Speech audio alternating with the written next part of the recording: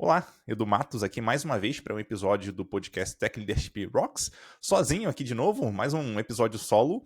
E dessa vez a gente vai, enfim, falar um pouquinho aqui sobre como que a gente faz para lidar com pessoas que estão com baixo desempenho, né? Como é que a gente gerencia essas pessoas que estão com baixo desempenho, né? O que é um desafio que eventualmente todo gestor vai passar em algum momento na carreira. Então vamos lá, né? Vamos para o artigo. E hoje eu vou acompanhar aqui, vou ler, né, na verdade, o artigo do Jack Danger, que é um executivo de tecnologia, e que basicamente se trata de, enfim, justamente sobre isso, né? Sobre gerenciar pessoas com baixo desempenho. Então vamos lá. Gerentes gentis abordam baixo desempenho de forma precoce e precisa. Baixo desempenho ocorre quando uma pessoa ou equipe não está arcando com sua parcela da carga da organização. Seus colegas ou estão confiando neles ou sendo decepcionados, ou aprendem a não confiar neles de forma alguma. Existem duas causas completamente independentes para o baixo desempenho: recusa de se alinhar e falha na execução. Aí tem esses quatro quadrantes que ele coloca aqui, né? Então ele coloca desde recusa a se alinhar, né? Até a falha de execução e, enfim, no outro é time e indivíduo. Então, no caso aqui, se a gente tiver num cenário de recusa de se alinhar voltado para o time inteiro, provavelmente é um problema de gestão, um problema de liderança ali dentro do time. Então, nesse caso, a gente, em tese, pelo menos, removeria o gestor. Nesse cenário, ele não colocou aqui, mas também pode acontecer quando, por exemplo, a gente tem um motim no time. O que não é muito comum. Então, imagino que por isso que ele nem chegou a mencionar isso aqui, tá? Então, não necessariamente é um problema do gestor, mas muito provavelmente é um problema do gestor ali do time. Então, quando a gente tem o time que está se recusando a alinhar, então provavelmente é um problema do gestor. Agora, se a gente tem um indivíduo que tem dificuldade de se alinhar, aí é aquele caso onde a gente, em tese, deveria demitir a pessoa rapidamente. Do outro lado, quando a pessoa tem dificuldade de executar, uma pessoa específica, então a gente acompanha essa pessoa, mentora essa pessoa, né? E quando é um time que tem dificuldade de executar, a gente lidera diretamente o time, definindo direções ali, enfim, de como que o time deveria se comportar de maneira geral. Então, são esses quatro quadrantes que ele coloca ali. Então, vamos ver o que ele fala sobre recusa de alinhamento. Todas as pessoas que demitir, tanto executivos quanto gerentes, se recusaram a alinhar seus objetivos com os da empresa. Eram bem intencionados e, muitas vezes, altamente capazes, mas seguiam seus próprios caminhos. Eu já vou parar porque esse ponto aqui é bem interessante. Às vezes a gente está ali no trabalho, a gente tem as nossas prioridades e tal, e a gente acredita que aquilo que a gente está fazendo é o mais importante para a equipe, é o mais importante para a empresa. E nem sempre isso é uma verdade. Às vezes aquilo só está na nossa cabeça. Então já teve um cenário, por exemplo, de eu ter um liderado que claramente ele estava mandando mal, e ele sabia que ele estava mandando mal por conta de feedbacks que eu tinha dado, e eu apontava diretamente o que ele deveria fazer. Então, faça isso, faça aquilo. Então, não tinha nem muito, vamos dizer assim, muita margem para manobra. Eu apontava especificamente o que essa pessoa deveria fazer. E mesmo assim, essa pessoa quase que se recusava a fazer aquilo porque ela achava que outras coisas eram mais importantes. No final, a pessoa acabou sendo demitida e tal, mas muito por conta disso que ele já trouxe aqui logo nesse primeiro parágrafo, né? Às vezes a pessoa demitida vai mal porque ela quer seguir o próprio caminho. Então, fica aí de alerta também, né? Para nós, né, para a gente que está ali, talvez a gente tenha uma crença muito forte em relação a alguma coisa e ache que o caminho é aquele, talvez o caminho não seja aquele. Então é muito importante ter o alinhamento com as pessoas que estão no nosso entorno para a gente conseguir priorizar o nosso trabalho. Daí seguindo aqui. Isso pode parecer um problema pequeno, mas é fundamentalmente uma questão de valores. Essa pessoa quer ser uma parte funcional desta equipe? Ou esta equipe é uma desculpa para trabalhar em alguma tecnologia bacana ou em seu projeto favorito? É impossível treinar alguém para adotar valores diferentes. Tudo o que podemos fazer é estabelecer limites e deixar a pessoa decidir se prefere se alinhar ou sair. Aqui eu vou parar rapidinho porque eu não acho que é necessariamente um problema de valores. Talvez as expectativas não estejam muito bem alinhadas. Então a pessoa acredita que algo é importante, sendo que aquele algo não é importante. Então pode ser um problema também de definição de expectativas, o que obviamente é parte da pessoa gestora ali, né? Pelo menos começa dela. A gente pode fazer o nosso trabalho sempre, enfim, os liderados também, mas pensando como gestor, essa pessoa deveria ser o responsável, a responsável por garantir que existe um certo alinhamento. Então, nem sempre é valores, tá? Também pode ser questão de valores, então talvez essa pessoa, vamos dizer assim, tem como valor algo que não é tão relevante naquela equipe, não é tão valorizado naquela equipe, mas nem sempre isso é uma realidade. Seguindo aqui. Eu tive um desempenho abaixo do esperado nesse sentido em 2018, quando liderei a infraestrutura na Gusto. Pensei que tinha sido contratado para melhorar tanto a plataforma quanto a infraestrutura, mas meu CTO queria que eu ficasse abaixo da linha de gravidade da infraestrutura. Trabalhei até altas horas da noite para melhorar a plataforma porque tinha certeza de que era importante, mesmo depois que meu CTO me incentivou a parar. Tive que reaprender que é melhor consertar as coisas lentamente, com confiança, do que rapidamente, sem ela. Então, é um ponto interessante para a gente eventualmente abordar com os nossos liderados ou os nossos líderes também, né? De se a gente discorda em relação ao que é mais importante, o que deveria ser prioridade, então a gente coloca isso na mesa e discute. E no final a gente precisa chegar a uma conclusão do que de fato é mais importante. E mesmo que, no final das contas, a gente discorde da nossa liderança, aí entra aquele famoso ponto, né? De disagreeing commit. Então a gente discorda da decisão ali, mas a gente vai seguir pelo que provavelmente a nossa liderança vai definir como direção. Então, não adianta querer fazer as coisas sozinho. Eu sei que, de vez em quando, cara, vai bater aquela coisa de pô, que saco, eu queria fazer isso, eu acho que isso é mais importante e tal, mas tudo bem. Com o tempo, com o ganho de confiança que você vai ter, conforme as entregas que você for fazendo, naturalmente você vai ganhando mais espaço para tomar mais decisões. E você pode passar isso para os seus liderados também, né? Caso você seja líder. Então é importante esse tipo de alinhamento. A gente volta de novo aqui no ponto do alinhamento de expectativas. Então, uma vez que foi alinhada a expectativa, a gente precisa caminhar na direção daquela expectativa que foi definida e não simplesmente fazer algo da nossa cabeça. Continuando aqui, compartilho isso para ilustrar que pessoas competentes podem apresentar baixo desempenho nesse sentido. Cheguei a esperar isso quando alguém muda de uma empresa grande para uma pequena pela primeira vez. Muitas vezes, eles fazem exatamente o que eu fiz e tentam resolver problemas que só eles consideram críticos. Então, aqui o interessante é que não tem a ver necessariamente com a competência da pessoa. Tecnicamente, a pessoa pode conseguir fazer o trabalho de forma excelente e entregar um excelente resultado lá na ponta. Mas se existe um descasamento de expectativas e de priorização, cara, vai dar problema em algum momento. É só questão de tempo. Continuando aqui. Lidando com a recusa de alinhamento. A primeira vez que gerenciei alguém que se recusou a se alinhar, coloquei-o em um PIP de 60 dias. Eles se saíram melhor e declarei o PIP um sucesso. Uma semana depois, as reclamações sobre eles voltaram, pois o indivíduo voltou aos seus antigos hábitos. Demitiu logo depois. PIP aqui, eu não vou entrar tanto no mérito, a gente tem um episódio aqui no podcast só falando sobre PIP. PIP significa Performance Improvement Plan. Basicamente um plano para a pessoa melhorar o desempenho dela, onde a gente tende a ser muito mais diretivo em relação às expectativas e tal, enfim. Aqui a pessoa, de fato, pode melhorar, né? A ideia é essa do PIP, mas também não é uma garantia de que isso vai acontecer. Por isso que é importante a gente acompanhar o desenvolvimento dessa pessoa ao longo do tempo, porque se ela estava em PIP, ela saiu, ela conseguiu, vamos dizer assim, contornar isso com sucesso, mas depois voltou a ter os mesmos comportamentos que ela tinha antes, cara, não tem sentido de manter essa pessoa na empresa. Inclusive, ela já teve o tempo dela de conseguir melhorar o desempenho, mas infelizmente não conseguiu. Aí, continuando aqui, na segunda vez, fiz um PIP de 30 dias. A cada ocorrência subsequente, agi mais rápido. Agora acredito que, se eu entender a dinâmica em jogo, um líder só precisa de uma semana para trabalhar com a pessoa e ver se sucesso é possível. Talvez esse ponto tenha um pouco de controvérsias e tal, dependendo do que vier ali no PIP, enfim, do ponto que não estiver funcionando. A gente, enfim, demora um tempo para a pessoa conseguir pegar aquilo e tal. Acho que depende um pouco aqui. Mas eu entendo, enfim, a experiência do Jack aqui, nesse caso. Um ponto importante para mencionar aqui sobre, vamos dizer assim, melhoria de desempenho. Tem coisas que a gente consegue mudar de uma hora para outra. Então, sei lá, tem um documento que a gente não faz e a gente passa a fazer aquele documento. Ou então tem uma cerimônia que a gente não conduz na equipe e a gente passa a conduzir aquela cerimônia. Então é algo que a gente consegue ver uma mudança, vamos dizer assim, de um dia para o outro. Agora, existem algumas mudanças que geralmente levam mais tempo para acontecer, especialmente quando se trata de mudança de comportamento. Comportamento tem muito a ver como uma pessoa, geralmente como uma pessoa enxerga o que está no entorno dela, como ela enxerga o mundo, tem a ver com a personalidade dela até certo ponto. Então, esse tipo de coisa geralmente leva um pouco mais de tempo para a pessoa conseguir mudar. Então, exigir que ela mude um comportamento de uma semana para outra, talvez não seja uma expectativa muito realista, a não ser, obviamente, que seja um comportamento tão ruim, mas tão maléfico para a equipe, que, enfim, a gente não quer esperar muito tempo de propósito. Por exemplo, se a pessoa está distratando as pessoas na equipe ou alguma coisa assim. Então, é um caso um pouco mais excepcional, vamos colocar dessa forma. Mas, em geral, comportamentos é algo que leva-se um pouco mais de tempo para a pessoa conseguir mudar, e eu acho que vale a pena ter isso em mente também. E desde que a pessoa esteja fazendo esforço para conseguir evoluir, eu acho que vale esperar talvez um pouquinho mais para ver se a pessoa realmente consegue sair do outro lado com um desempenho melhor. Continuando aqui.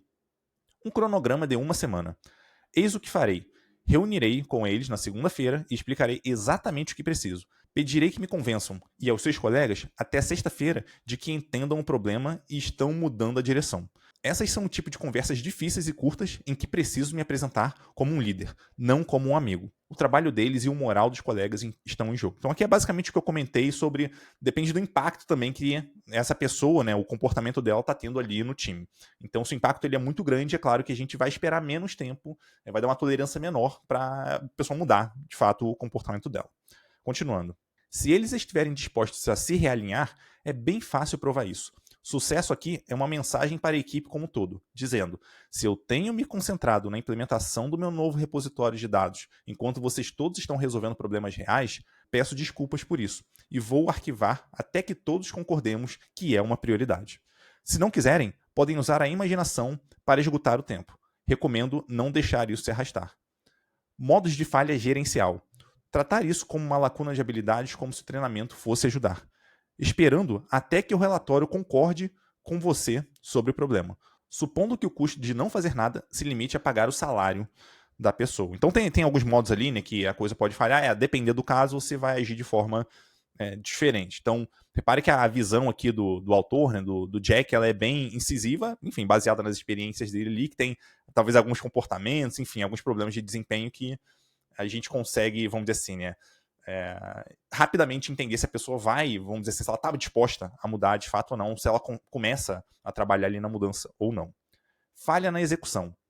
O outro tipo de baixo desempenho é aquele em que normalmente pensamos: prazos perdidos, trabalho de baixa qualidade, falta de produtividade, nenhum progresso sem apoio, desinteresse e falta de resposta. Há muitas razões complexas pelas quais alguém pode não executar, e é importante não partir direto para o fato de que elas são ruins no trabalho. Qualquer um de nós terá dificuldade com a execução quando recebemos metas que mudam rapidamente ou são mal definidas. Então, em muitos casos, a correção precisa acontecer na camada gerencial. Então, aqui ele já fala um negócio muito legal, de é comum a gente ter problemas de desempenho na equipe se a camada gerencial não definir uma meta, não definir expectativas, não dá talvez feedback em relação ao trabalho. Então fica difícil das pessoas saberem se elas estão mandando bem ou não. E com isso, elas podem acabar fazendo um trabalho ruim. Então, antes de olhar para a pessoa, ou talvez para as pessoas que estão ali, é importante entender como que quais são as expectativas definidas, como que essa camada gerencial está trabalhando ali na equipe. Um outro ponto interessante, que eu não sei se ele vai falar mais para frente, mas que eu acho bem interessante mencionar, é que se uma pessoa está tendo dificuldade, é uma coisa. Se várias pessoas estão tendo dificuldade, é outra. O que é muito semelhante ao que ele colocou lá no comecinho desse artigo aqui, né? Se a gente tem problema de alinhamento na equipe inteira, então provavelmente é um problema de gestão. Então acho que vale ter isso em mente também quando a gente pensa em dificuldade de desempenho ali de uma ou de várias pessoas. Se forem várias pessoas, provavelmente é um problema da liderança da equipe, enfim, da pessoa ali que está na posição de gestão. Continuando aqui. Portanto, procuro a causa aproximadamente nessa ordem. Eles sabem o que se espera deles, que vem a questão da expectativa. Definir metas claras é muito difícil. Em caso de dúvida, peça para alguém repetir o que acredita ser esperado dele e quando. Então é aquela técnica basicamente de comunicação, onde a pessoa ouve alguma coisa, talvez ela ouve um direcionamento ou algo assim, e ela repete para garantir que ela entendeu exatamente o que foi dito a ela. Então é uma técnica bem interessante de comunicação. Continuando. Remediação. Em seu documento individual com essa pessoa, crie metas SMART e verifique regularmente o progresso. SMART aqui é um acrônimo, né, que significa, vamos dizer assim, né, que é interessante quando a gente vai definir metas, ajuda bastante a definir boas metas. SMART significa específico, mensurável, atingível, relevante e temporal. Então, quando a gente vai definir uma meta, ideal que a meta se enquadre nesses 5 pontos aqui que eu acabei de comentar, em cada letrinha do SMART. Aí, continuando. Segundo ponto aqui que ele traz. Eles aprendem o que é desamparo? Analisando os projetos anteriores dessa pessoa, considere se eles eram impossíveis. Podem ter sido subfinanciados, prejudicados por surpresas multifuncionais, escopo mal definidos, pessoal inadequado, etc. Em sua forma extrema, isso se transforma em burnout. Minha definição favorita de burnout é ser incapaz de progredir em algo significativo que esteja alinhado com nossos valores. Se você aplicasse corrente elétrica a um motor elétrico, mas mantivesse o rotor parado, ele pegaria fogo. As pessoas sofrem burnout de maneiras semelhantes. Se não conseguem progredir, elas simplesmente esquentam. Eu vou voltar nesse primeiro parágrafo aqui, que eu acho que tem um ponto muito interessante para trazer. Às vezes a pessoa, ela tá mandando mal, mas não tem a ver diretamente com o trabalho dela, tem a ver com o entorno dela. Então eu falei anteriormente, né, sobre a questão da gestão, definição de expectativas e tal, mas às vezes tem coisas acontecendo no entorno da pessoa que atrapalham muito o desempenho dela. Então, por exemplo, a pessoa tem dificuldade de fazer entregas, não porque ela é uma, sei lá, um mau engenheiro, mas porque é uma pessoa que tem muitas interrupções, por exemplo. Então, tem várias pessoas o tempo todo pedindo ajuda para ela e tal, e ela para, faz, enfim, ajuda a pessoa e acaba não conseguindo fazer as entregas que estavam na mão dela. É claro que a gente pode ensinar a pessoa a dizer não, talvez a gente possa rotear parte dessas dúvidas, vamos dizer assim, para o restante da equipe, enfim, tem técnicas para a gente conseguir lidar com isso. Mas talvez a pessoa não saiba lidar com isso. Então seja muito uma questão de acompanhar aquela pessoa e ensinar essas técnicas para ela, para que ela consiga usar no dia a dia e consiga ter um desempenho melhor, ou talvez em última instância aqui blindar essa pessoa, enfim, de alguma forma, né? Então existem formas ali da gente lidar com essas situações onde a pessoa tem dificuldade por conta de algum agente externo ali. Então é importante ter isso em mente. Às vezes o desempenho não tem a ver diretamente com a pessoa ser ruim naquilo, mas tem a ver com a pessoa estar sofrendo por conta do ambiente. Então é um ponto importante quando a gente vai analisar o porquê que a pessoa poderia ter um baixo desempenho. Remediação. Identifique uma pequena vitória futura e oriente essa pessoa de forma rigorosa para que ela alcance esse sucesso. Depois que ela vencer em algo, você descobrirá se esse é o obstáculo. Então, interessante dar direção aqui específica, né, e acompanhar a pessoa um pouquinho mais próximo. Próximo ponto. Eles têm as habilidades necessárias para o projeto atual? Eles podem ser engenheiros de plataforma incríveis, mas talvez estejam na equipe de engenharia de crescimento, é growth, tá bom? Que a tradução não ficou muito boa. Mas estejam no time de growth e sejam ruins em criar interface de usuários. Existem muitas especialidades em engenharia e nem todas as habilidades são transferíveis. Solução. Se o reporte, aqui é reporte, tá? É pessoa. Se a pessoa não tiver a habilidade necessária para o projeto atual, retire-o do projeto ou atribua a ele um mentor dedicado durante todo o período. Então, eu já vi esse cenário, inclusive, acontecendo, de uma pessoa vamos dizer assim, ela era uma pessoa de machine learning, inteligência artificial e tal, com quem eu já trabalhei, aí numa fusão, enfim, com outra empresa, acabaram colocando ela para trabalhar num time de back-end, o que não tinha absolutamente nada a ver com o que ela estava fazendo. Então, a chance dela mandar bem no trabalho dela era impossível, era zero. Não tinha como ela mandar bem, porque ela não era, vamos dizer assim, uma engenheira back-end. Ela trabalhava com machine learning, com inteligência artificial, com, sabe, coisas que não tem nada a ver com engenharia de back-end. Então, entender onde a gente está colocando a pessoa diz muito também sobre como que a gente consegue ajudar essa pessoa a dar o melhor dela, trazer o melhor dela, ou talvez, enfim, ela não consiga desempenhar bem aquele trabalho. Pode ser o caso, inclusive, de aqui na empresa a gente tem uma certa expectativa para esse profissional, talvez parte dessa expectativa essa pessoa consiga cumprir muito bem, mas outra parte ela não consiga. Aí tem que entender até que ponto isso é esperado de fato da pessoa na empresa, porque se for esperado, talvez ela não seja a pessoa para trabalhar nessa empresa especificamente, porque existe uma expectativa ali que a pessoa não está conseguindo cumprir, talvez não esteja nem correndo atrás para conseguir aprender e se desenvolver naquilo. Então, também é outro ponto para a gente ter em mente. E lembra que um ponto importante de todo líder é garantir que as pessoas estão nos lugares certos, fazendo a coisa certa, tá? De acordo com o nível de senioridade, enfim, seja lá o que o ambiente ali estiver pedindo para ela, o que a gente também tiver à disposição. Então é importante ter isso em mente também. Continuando aqui. Eles receberam algum feedback de que estão fora do caminho? Se o repórter, né, a pessoa, estiver operando em um vácuo de informações, reúna-se semanalmente ou mais com eles por 15 minutos para que cada um compartilhe o que você acredita que está acontecendo e como está indo. Sincronizar a visão deles da realidade com a sua resolverá o problema ou revelará um problema mais profundo. Então aqui tem muito a ver com alinhamento de expectativas para o curtíssimo prazo.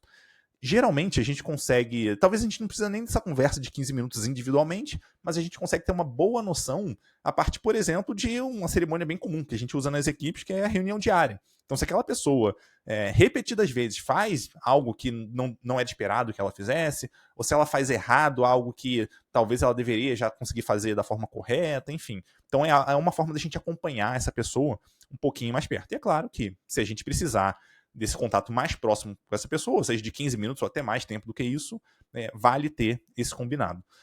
Outra coisa que eu sugiro, aí não tem a ver com artigo, é uma sugestão minha, idealmente, caso alguém esteja saindo dos trilhos ali e tal, vale ter uma conversa semanal com a pessoa, só para ter algum, vamos dizer assim, algum alinhamento sobre o que é esperado para a semana seguinte ou para aquela semana, se você estiver conversando com essa pessoa no começo da semana. Eu acho que isso é interessante para todo mundo, na verdade, mas é especialmente importante para quem tem o desempenho abaixo do esperado. Crises na vida pessoal. Todos nós passamos por momentos difíceis, isso é normal. Contanto que os colegas de uma pessoa saibam o que podem e não podem esperar, aliviar a carga de alguém não tem efeito negativo no moral da equipe. Na minha experiência, muito pelo contrário. Solução: coloque essa pessoa em projetos importantes, mas sem prazos apertados, e monitore atentamente se ela está progredindo. Caso contrário, transfira para um projeto mais simples.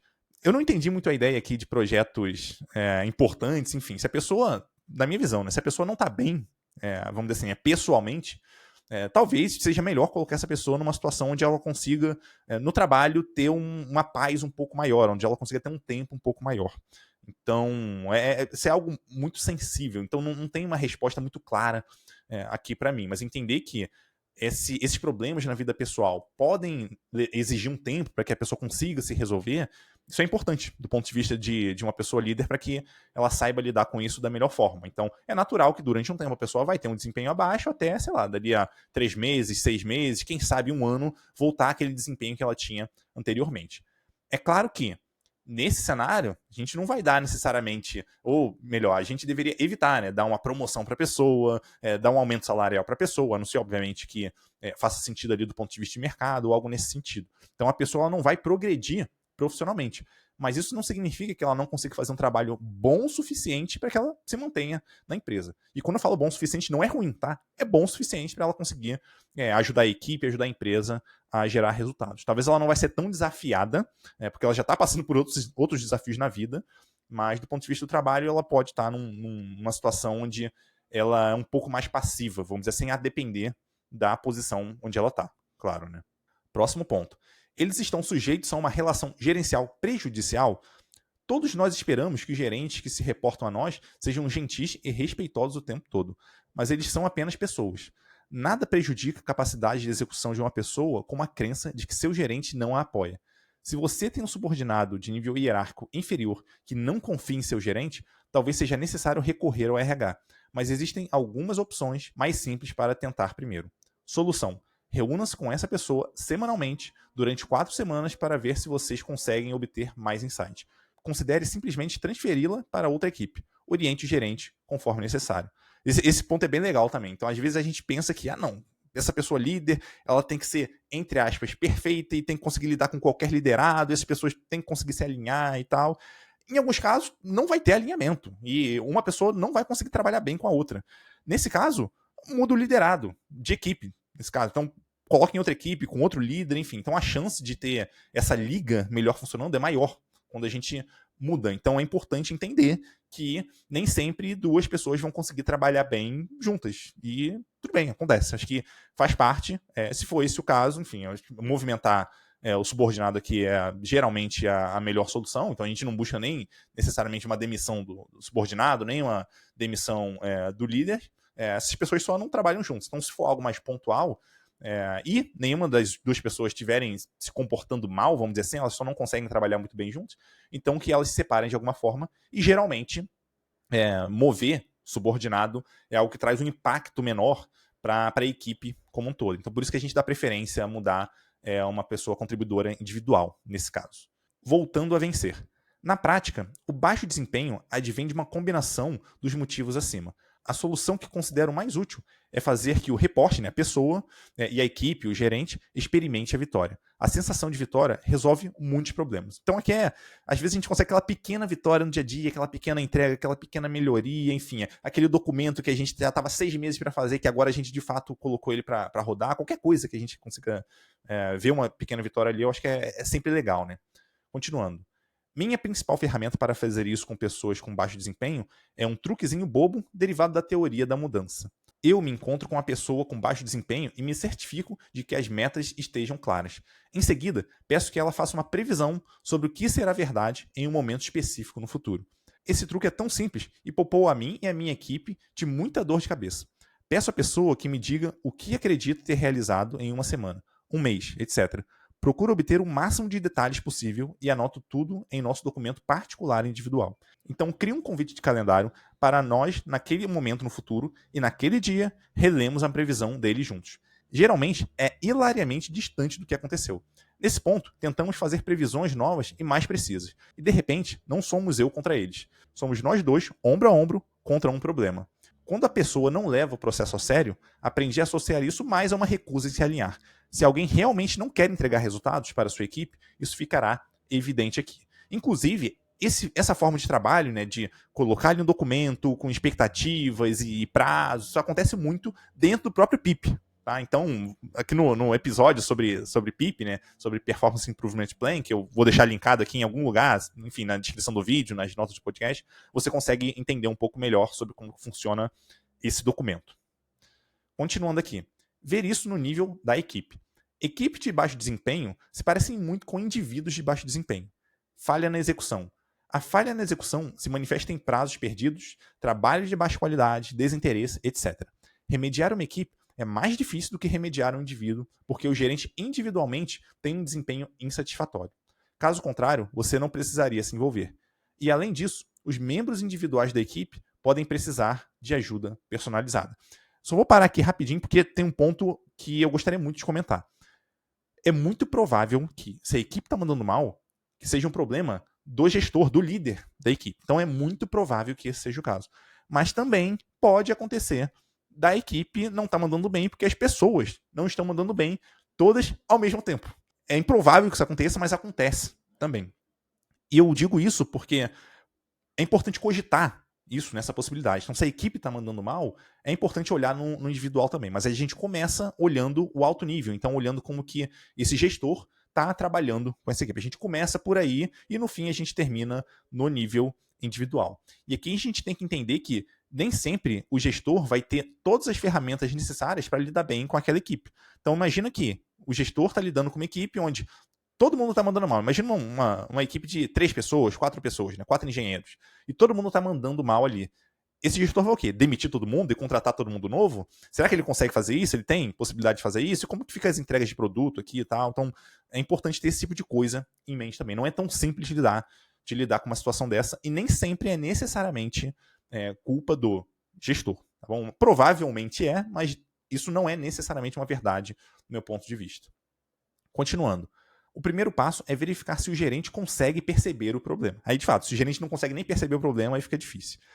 Em caso afirmativo, desenvolva um plano e descubra por que ele não o mencionou antes. Aí eu vou parar nesse ponto aqui porque tem algo crucial para eu comentar. Pode acontecer de o gestor ter medo de reportar algo que está acontecendo de errado com a equipe. Então, a equipe com baixo desempenho e tal. E esse gestor segura porque ele não quer, enfim, parecer que ele está fazendo um mau trabalho. Então ele acredita que eu vou conseguir fazer a equipe funcionar melhor. Em algum momento eu vou ter algo positivo para reportar. Então não vou falar que a coisa não está funcionando. Essa é a pior decisão que o gestor pode tomar. Se a equipe está andando mal, se as coisas não estão funcionando, é super importante que esse gestor fale isso o mais cedo possível. Porque no pior dos casos, vamos dizer assim, né, o líder desse gestor vai conseguir entrar e conseguir ajudar de alguma forma. Então vai conseguir dar um direcionamento, vai conseguir trazer algumas sugestões, não sei, mas alguma coisa vai ser feito ali para dar um suporte para esse gestor, ou deveria ser feito, né, para dar suporte para esse gestor conseguir mudar o patamar que a equipe está passando. Então, não adianta prender. É uma decisão péssima, provavelmente vai se voltar contra essa pessoa. Porque imagina que você, como gestor, não está reportando que a equipe está mandando mal. Daí, 6 meses depois, o seu líder descobre que a equipe está mandando mal nos últimos, 6 meses, no último ano, alguma coisa assim.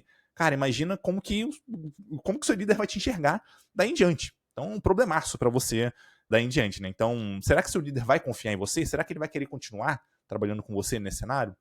Eu tenho minhas dúvidas. Então, beleza, vamos continuar aqui, né? Caso contrário, você precisará assumir o lugar do gerente temporariamente e liderar diretamente a equipe até que ela esteja no caminho certo.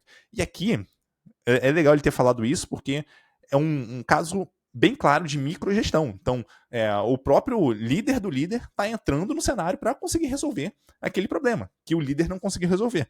E se, vamos dizer assim, se o líder da equipe não está conseguindo lidar com aquilo, é super compreensível que esse tipo de coisa aconteça.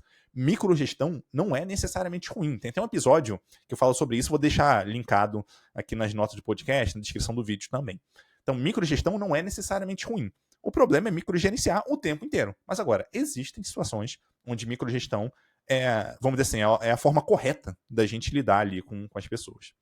Continuando, se o gerente trabalhar com você, sem ego, em uma solução, você está prestes a ter um gerente de nível muito mais alto. Caso contrário, essa pessoa pode ser mais funcional em uma função de IC. Recusa de alinhamento. A recusa em se alinhar no nível de equipe se assemelha muito à recusa individual. A equipe trabalha em projetos pessoais, adota uma mentalidade de nós contra eles, ou se apaga, some periodicamente. As equipes se desalinham quando seus gerentes estão desalinhados. Então pode ser que o gerente esteja usando a equipe para algum propósito diferente do que a empresa precisa. Até o momento em que escrevo, testemunhei equipes de engenharia de dados em 2 empresas em que os reportes, as pessoas, queriam trabalhar no que era melhor para o negócio. Mas o gerente os pressionou a implementar uma tecnologia interessante e desnecessária. Em ambos os casos, a remoção do gerente permitiu que a equipe se realinhasse rapidamente com os seus colegas. Às vezes acontece, do líder ser meio maluco, ter umas ideias assim muito doidas. Como que a gente consegue evitar esse tipo de coisa? Criando um alinhamento primeiro com a liderança que está acima dela. Então, esse líder não deveria puxar qualquer tipo de iniciativa, melhoria na equipe. É interessante que o próprio time tenha uma estratégia que venha até dessa pessoa líder, que ela consiga trazer a sugestão dela, que seja discutido com o líder que está acima dela e talvez até com os pares dela, com colegas ali, que estão trabalhando próximos dela, com líderes que estão trabalhando ali, talvez com uma pessoa mais sênior dentro da equipe. Então, esse tipo de alinhamento ele é muito importante, senão a gente corre esse risco aqui de sei lá, o gerente mandar o time fazer um negócio que está totalmente fora do que, enfim, a empresa espera, do que vai gerar valor ali para os usuários, para a empresa, enfim, de maneira geral.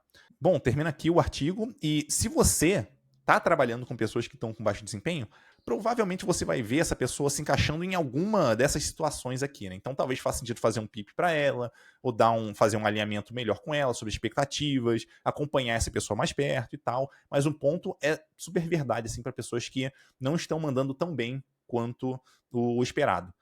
É importante a gente acompanhar um pouco mais próximo essas pessoas. E eu sei que isso vai gastar um certo tempo ali, nossa, a gente vai deixar de fazer alguma coisa para fazer aquele acompanhamento, mas é importante a gente fazer isso para que, eventualmente, a gente consiga ajudar a pessoa a virar esse jogo. E se a pessoa não conseguir virar o jogo, paciência, a demissão também é uma ferramenta de trabalho, é uma ferramenta dolorosa ali, Enfim, acho que ninguém gosta de passar por uma situação dessa, nem a pessoa ser demitida, nem talvez o gestor ali, o líder demitir a pessoa, mas, enfim, é uma ferramenta que existe e pode fazer sentido quando a pessoa não consegue se recuperar. Então, fica aqui minha sugestão também para você acompanhar o episódio sobre PIP. Então, vou deixar linkado aqui, enfim, você vai encontrar aqui na descrição, enfim, nas notas do podcast. Espero que você tenha curtido esse episódio. Esse assunto é um assunto talvez um pouco chato ali, gestores não gostam muito de lidar com ele, mas faz parte do nosso trabalho. Infelizmente, não tem muito como fugir. Um abraço para você e até a próxima. Se você gostou desse episódio, então também vai curtir os outros conteúdos da Escola Forge. Lá você vai encontrar treinamentos, workshops, masterclass, estudos de caso, palestras, além desse podcast e uma curadoria refinada de conteúdo. E diversos deles são de graça. Você pode acessar pelo QR Code aqui na tela ou pelo link na descrição. Te vejo por lá.